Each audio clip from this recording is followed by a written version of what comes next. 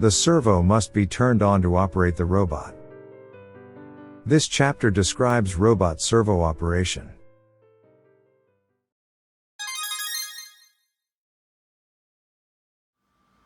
First, check the PBX has control right.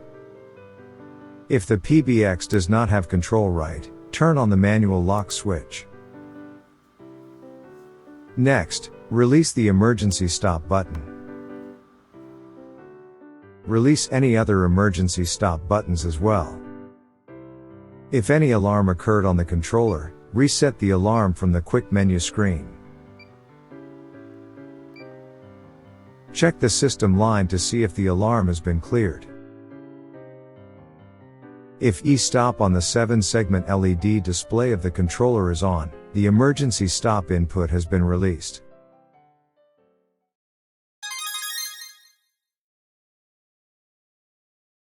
Then, turn on the servo. When the servo is on, robot is driven by motor power. Please be careful about safety.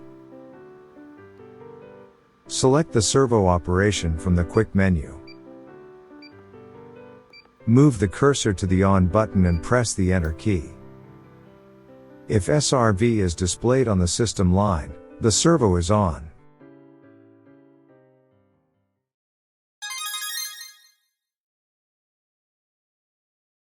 Servo operation for each axis is also possible. Press the F1 key to select SEP. On this screen, you can switch the servo and the motor brake status for each axis. You can check the current servo and brake status of each axis. The axis number is displayed here. Here I show how to change the servo on and off for the first axis. Check the status change.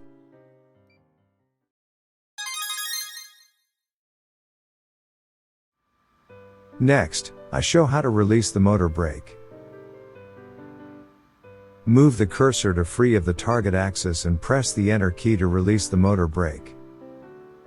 A message screen will be displayed before the brake is released. Select OK and press the enter key to release the brake. Select cancel to close the screen without executing. Vertical axes, like the third axis of the SCARA robot, can fall due to gravity. Be careful not to get your hands or body caught or not to damage the robot or tools. The axis with the brake released move freely. This concludes the instruction of servo operation.